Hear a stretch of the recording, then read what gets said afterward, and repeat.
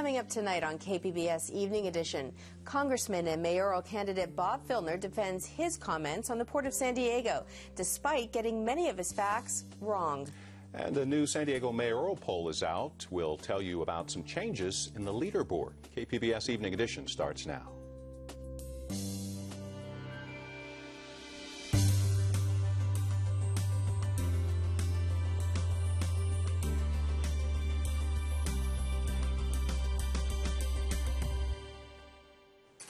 Hello, thanks for joining us. I'm Joanne Ferrian. And I'm Dwayne Brown. There are more problems tonight at the San Onofre nuclear power plant. Southern California Edison says it's found more worn tubes in the plant's Unit 2 reactor. The tubes carry radioactive water. The plant has been shut down since January because of problems with tubes in the Unit 3 reactor. Steam generators for both reactors have been replaced in the past couple of years, and a nuclear watchdog group says the design of the generators is causing the wear.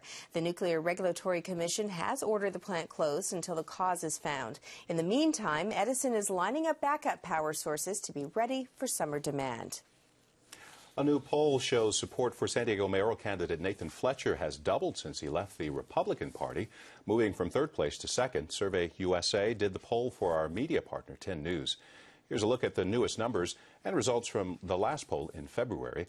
Councilman Carl DeMaio still holds the lead in the San Diego mayor's race, while District Attorney Bonnie Dumanis and Congressman Bob Filner lost some support.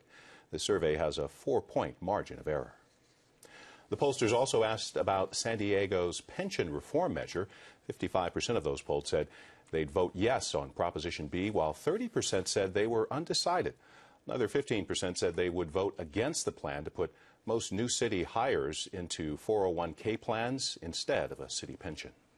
A federal court says public broadcasters, like KPBS, may now run political ads. Today, a panel of the Ninth Circuit Court of Appeals struck down part of a federal law banning paid advertising on public stations, saying it was a violation of the First Amendment. Despite that ruling, KPBS is not making any changes. KPBS has no plans to change our philosophy when it comes to airing political ads.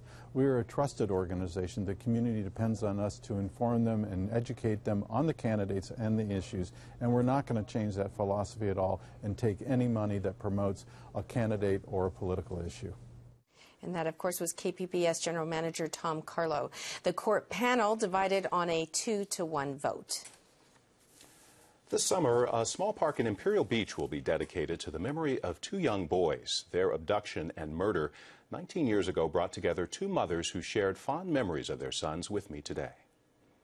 My baby was so full of life, happy, just happy. Loved basketball, loved helping people. The kids in his classroom, he was in 4th grade, they described him as a peacemaker, and that's Jonathan. Charlie was a happy kid too, and he liked to go fishing, and he used to play a lot of Nintendo, and he loved to ride his bike. Their sons were riding their bikes along the Otay Riverbank here in Imperial Beach when they were abducted 19 years ago. After you've lost a loved one, you are not the same. Melena's son, Jonathan Sellers, died 22 days before his 10th birthday. He and his 13-year-old friend, Charlie Keever, were kidnapped and murdered by a sexual predator less than a mile from this site.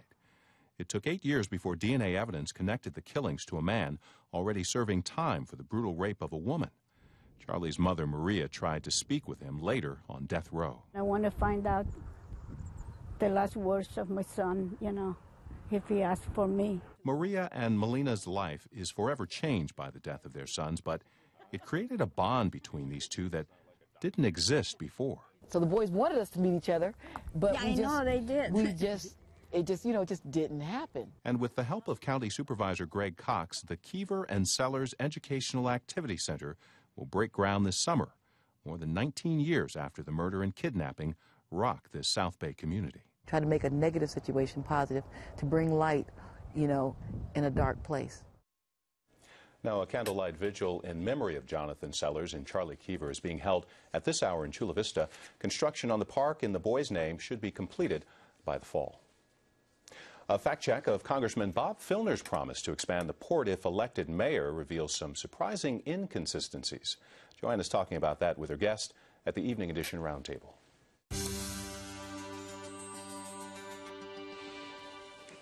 A report by KPBS media partner Investigative News Source today posed some serious questions about Congressman Bob Filner's knowledge of the San Diego port, a major component of his economic platform in his bid for mayor.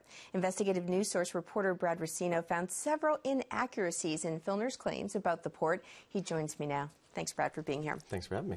So this began as a story about the port, not Bob Filner. What were you trying to find out? I've been working on a story for the last 2 months concerning the Panama Canal expansion and what's going to happen to West Coast ports when this thing is open for business in 2014. I had been told by Evan McLaughlin at the San Diego Labor Council to talk to Mr. Filner, as he's known for being very knowledgeable about this subject, so I sat down with him for some background info. And Evan McLaughlin is with the San Diego Labor Council, I believe. So you sat down with Filner, you asked him about the port. What did he tell you? He told me a bunch of things. He has grand plans for the port. He has seen some serious shortcomings with it over the years. He's been heavily involved, according to him, in what has taken place down there. And he has a few things to say, and this is the first one. On the one hand, it's the biggest Navy base in the world. It's a great tourist destination and spot that we put a lot of hotels on. But up until a few years ago, we've had zero commerce. Zero. That is, there's no loading and unloading of vessels. In the way the port looked at things for decades was, that's dirty, and San Diego is clean. And we don't want dirty stuff here. And so we don't have dirty docks. We don't have, dirty longshoremen. And it's been the policy, literally, of the port not to have commerce. Is that true, Brad? Absolutely not. Over the last 9 years or so, the port has brought in at least $4 billion worth of commerce and imports every year. Last year we had $5 billion worth. In 2007, I believe it was nearly $8 billion. There's never been a year since 2003 where we haven't brought in more than $4 billion worth of commerce. Now, Congressman Filner also talked about the number of longshoremen at the port. What did he tell you about the number of people who work there? Well, he said compared to LA and Long Beach, we have very few, which is true. But his actual numbers were way off, and here's what he had to say about that. I'm running for mayor now in San Diego, and I've made it the chief economic point of my campaign that the port is the most major unrealized potential for growth of jobs in our region. I mean, we're talking about thousands of jobs. Up until 5-10 years ago, we had like a dozen longshoremen in all of San Diego, whereas, L.A. has thousands and thousands. We have a dozen. So how many longshoremen are there at the port? Well, according to the Pacific Maritime Association, last year there were 132. In 2007, there were 148. And as far back as the data goes, in 1990, there were 69 of them. Now, Congressman Filner also says he believes the port should be a niche port. What does he mean by that? A niche port is simply, it's just that. It serves a niche market for bulk and bulk goods like lumber, cars, windmill parts, things like that can't easily fit into a container. Now, he mentioned this also in your interview, and we're going to play a clip of that now as well. What if we had a niche market for bulk materials? People would save a lot of time, therefore money, by coming to San Diego instead of to Long Beach and L.A. Now, isn't that already the case? San Diego is a niche port? San Diego is a niche port. It always has been. It can't compete with the ports of LA and Long Beach, which have a ton of land, a ton of infrastructure. So San Diego has always served this niche market. Now, you went back to Congressman Filner after this first interview and after you did all of this fact-checking, and what did you say to him? I gave him the facts. I gave him a chance to correct himself, and he refused to admit that he was wrong on anything. He said that either he didn't know where the numbers come from, that someone had told him these numbers 10 years ago in regard to the longshoremen. When I brought up the niche market thing, he said he remained adamant that nothing comes in, so he stuck to his guns. We haven't got a lot of time left, but I do want to play a clip because you also interviewed Lorena Gonzalez, who is the CEO, Secretary-Treasurer of the San Diego and Imperial Counties Labor Council. Now, this is a group that has long supported commerce at the port, and you spoke with her about these claims as well, and we're just going to show the people at home what she had to say. The mayor, him or herself, does very little as far as the day-to-day, right? They provide the overall framework, the values, the leadership to move things forward. I don't think he'll be writing the policy. I could be wrong, I hope not. But I don't think that will be his job. And so not to excuse his wrong figures, because I think in some ways it's inexcusable. You really have to be prepared, and he needs to prepare himself. But I think we're looking at somebody who hopefully could really figure it out and move forward. Okay, Brad, there's a lot more to your story. Where can people go to read more about this? They can go to our website at inewssource.org. It's our website for investigative news source. Great. Brad Brasino, thank you so much. Congressman and mayoral candidate Bob Filner will be here to respond in just a few minutes. Coming up on Evening Edition, the controversial statue of a kissing couple is $600,000 closer to becoming a permanent fixture on the San Diego waterfront. And we'll take you to an unusual art exhibit in the Imperial Valley. It's a monument of faith, and it's in need of a savior. This is KPBS Evening Edition.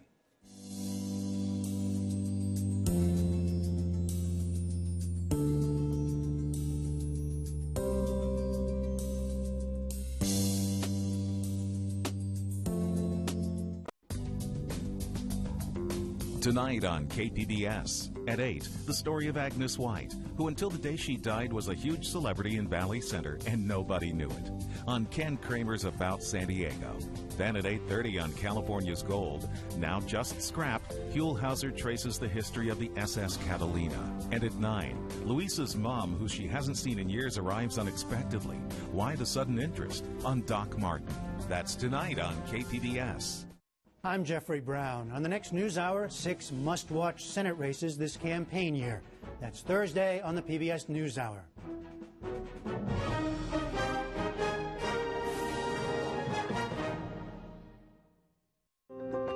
The American people have named PBS the most trusted source of news and public affairs for the 8th year in a row. Trust. The American people have spoken. Thank you.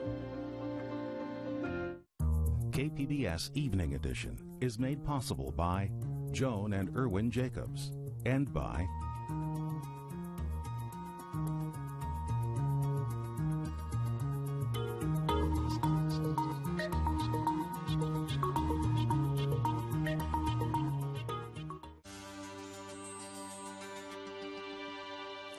Earlier, we told you about a number of inaccuracies Congressman Filner made in his statements about San Diego's port. Congressman Filner is running for mayor and has made expansion of the port central to his campaign. The congressman joins me now to respond. Thank you for being here. Alleged inaccuracies. Well, okay, let's talk about that. You saw the story. Now, according to the story, you got a lot of stuff wrong. You know, your so-called investigative reporter is missing the forest for the trees. The single most important thing I said was that the single biggest area for potential growth in middle-class jobs in this region is the port. That is the fact. And that we have to focus our political and technical expertise on raising that issue. Now, I said things like, you know, up until a few years ago, there was no commerce. Well, this is a new administration at the port. For a decade, they have been working on raising the commerce at the port. But if you go back to when the port was at its height in terms of its revenue, in terms of its money, there was no commerce coming in. Well, he actually did go back. No, he went back 10 years. He actually did go back prior to 2003, and I believe those numbers are about $1 billion. After 2003, they hovered around $4 billion. Then let me say virtually zero. We have infinite, almost. But $4 billion and virtually zero. No, there is not $4 billion. That was in this administration. He goes back 10 years. He goes back 10 years. I said before that, it doesn't matter how much. We have potential to double or triple or quadruple it. It doesn't matter what it is. It's too small, okay? We have the potential for thousands of jobs, and we have hundreds. But so this that's is a central the point. Part of your campaign. Yes, isn't it important to make sure you've got all of those numbers right?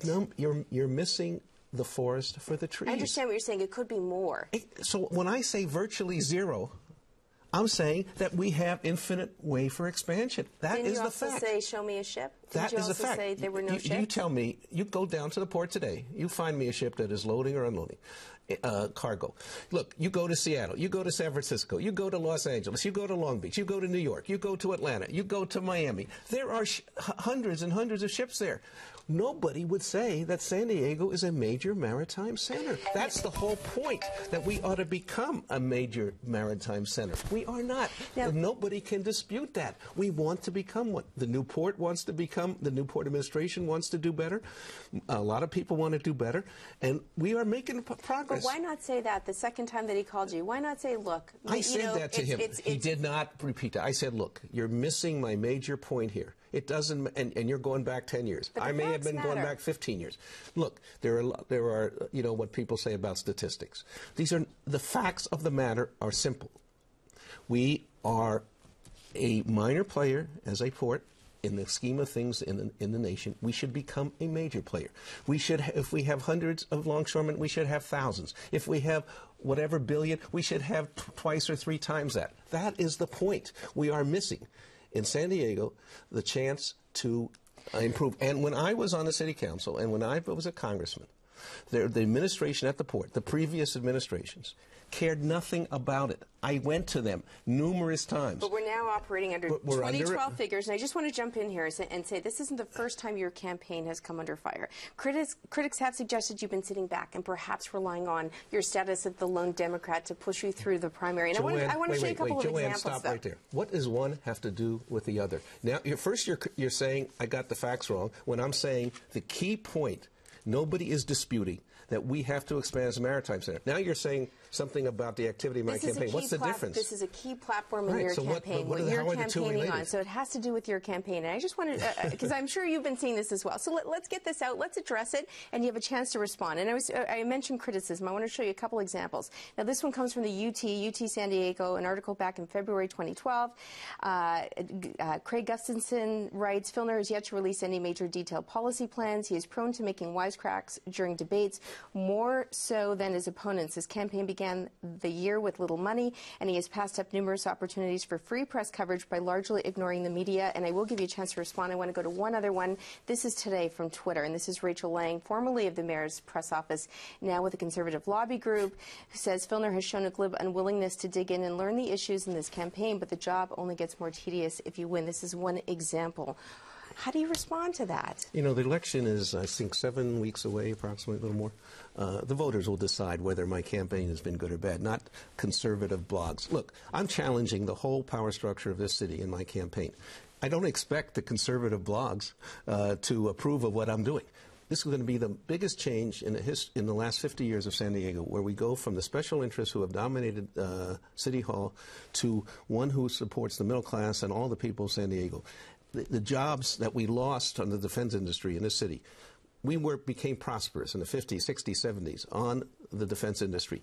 When they left, most of them, not all of them, it's not zero, in fact, but General Dynamics employed 60,000 people. Before General Dynamics bought NASCO, they had zero. I got to move on with this. No, wait, but what I'm saying is that we will provide, we are going to provide jobs for the middle class, and the port, and I'll repeat, is still the single biggest potential for creating those jobs. I want to touch on the latest poll numbers because you mentioned this will be up to the voters. A new poll, Survey USA, conducted by 10 News, shows you're losing ground. DeMaio, 28%, Fletcher, 26%. You're at 20%. You're down. Well, look, these are campaigns, Joe, and we're going to each do our campaign. We have 7 weeks to the election, and the polls will show how we're doing. Now, if the Republicans want to think that I'm not doing anything, that's fine. So, and if you don't think I'm doing anything, so what? That is, I'm running my campaign. I have won 25 elections in San Diego. I have always had less money. I have, in many times, been the underdog, and I have won. Are you going to change anything about your campaign? We have won 25 elections. I know how to do this, and we are going to do it, and we will be in the runoff after June. Congressman Filner, thanks so much for being here. Cool. Supporters of the famous kissing statue along San Diego's downtown waterfront say they've raised more than half the money for a permanent bronze version. The 25-foot-tall statue depicts a sailor and nurse embracing in a kiss. It's on loan to San Diego and must be returned to its owner next month. Today, the USS Midway Museum launched a public fundraising campaign to replace it. They say they've raised $600,000 already out of the $850,000 needed. The metal for the new statue has already been poured in New Jersey. It's scheduled to be installed in San Diego in December. A mountain of adobe and paint draws thousands of tourists to the Imperial Valley Desert. KPBS arts reporter Angela Carone takes us out to Salvation Mountain and tells us why it's in need of a savior itself. Along dusty Highway 111 in Niland, California, the Buckshot Deli and Diner is the place to get a strong cup of coffee and directions to the area's most famous landmark. Go 2 blocks to the south and turn left, and you go straight. And that's just how it is. You just know the people who want to go to Salvation Mountain. And they're probably, sometimes you'll get 100 a day that just want to go to Salvation Mountain. The draw of Salvation Mountain is not surprising. After all, how often does one see a candy-colored mountain 3 stories high in the middle of the desert? Hello, my name is Leonard Knight, and I made this mountain 22 years here, and I'd love to give you a tour of it. Filmmakers and photographers have helped spread the word about Salvation Mountain and Leonard Knight, the self-taught artist who spent years building his monument to God's love. Knight lived at the mountain in the back of a pickup truck. For years, he would greet visitors and give daily tours. Everybody's more than welcome to straggle up if you want. This past December, Leonard Knight moved to a nursing home in San Diego County.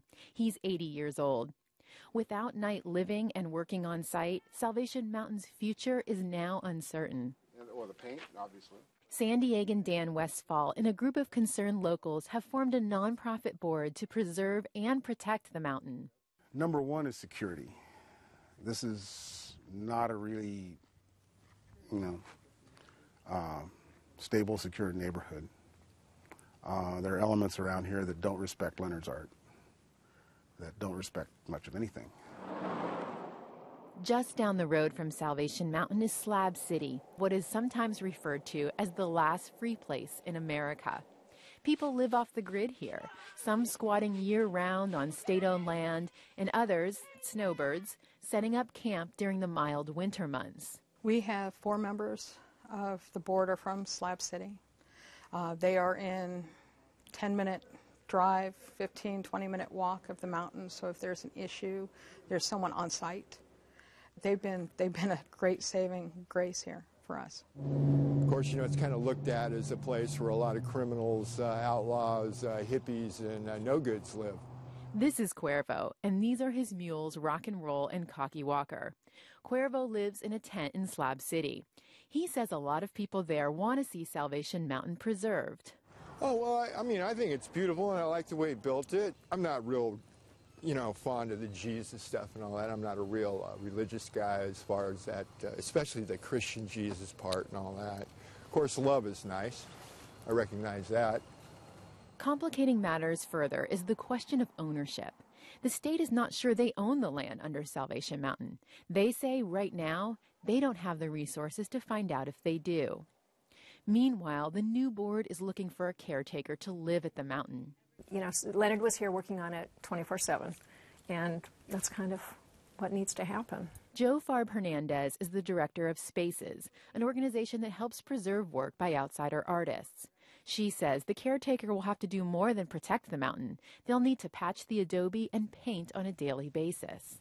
Somebody needs to be here on site, somebody that knows what they're doing, to do conservation work on it as needed, because otherwise it will be impossible to save. People are climbing all over it, and there are cracks all over it.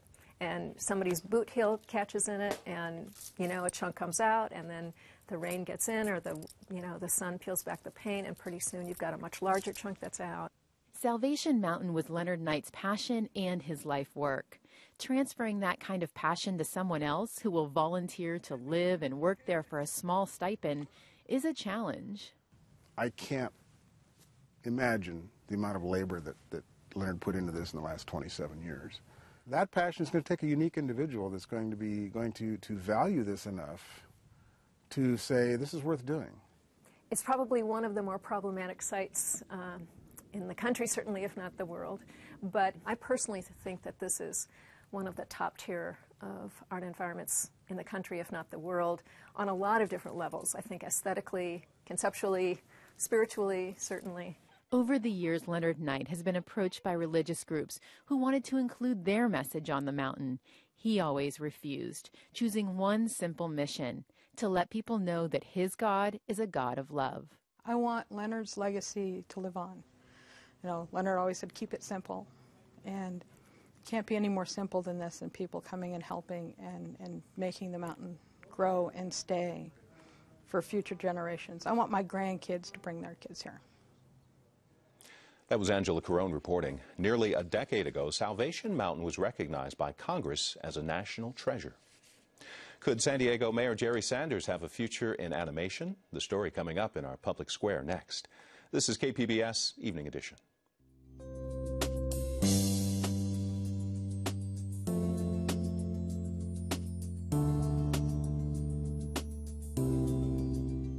They're symbols of the British monarchy. Grand buildings that have stood for centuries. Host Fiona Bruce tours the greatest royal places in England, uncovering incredible stories along the way. The Queen's Palaces. Tour the Queen's Palaces, Monday at 9 on KPBS. I love KPBS because when I wake up in the morning and that radio station goes on, 89.5 goes on, I know that I am going to get information that I can trust, that I can respect, that I can value, and I know I'm getting the truth. Coming soon on Need to Know. Hey, he's not resisting. Why are you guys using excessive force on him? I heard Anastasia screaming and asking for help. I think I witnessed someone being murdered. Watch a special episode of Need to Know, Friday, April 20th at 8:30, only on KPBS.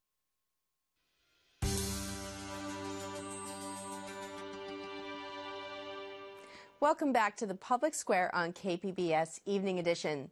What's up, Mayor Jerry Sanders? Yeah, I'm talking to you. We have a bone to pick with you. You wouldn't come on our show last night to talk about your budget, but you did make an appearance on another network, a cameo appearance on the hit TV show South Park. Okay, so it wasn't really you. It was an animated, lispy version. Take a look.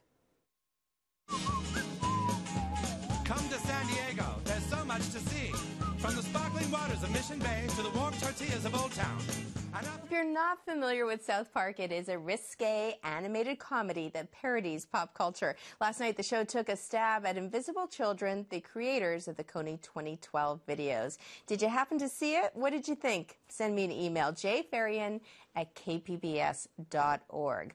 And now let's go back to the news desk where Dwayne has a recap of tonight's top stories. Southern California Edison is working on backup power supplies for the summer after reporting more tube problems at the San Onofre power plant. Edison says the new problems were found in the Unit 2 reactor. The plant has been shut down since January because of a leak in the Unit 3 reactor. Those tubes carry radioactive water. And a new survey says San Diego mayoral candidate Nathan Fletcher has doubled his support since he dropped out of the Republican Party. Fletcher placed second in the poll from our media partner 10 News, but Councilman Carl DeMaio still leads the field. You can watch and comment on any of the stories you saw tonight on our website, kpbs.org/evening edition. Thanks for joining us. You have a great night.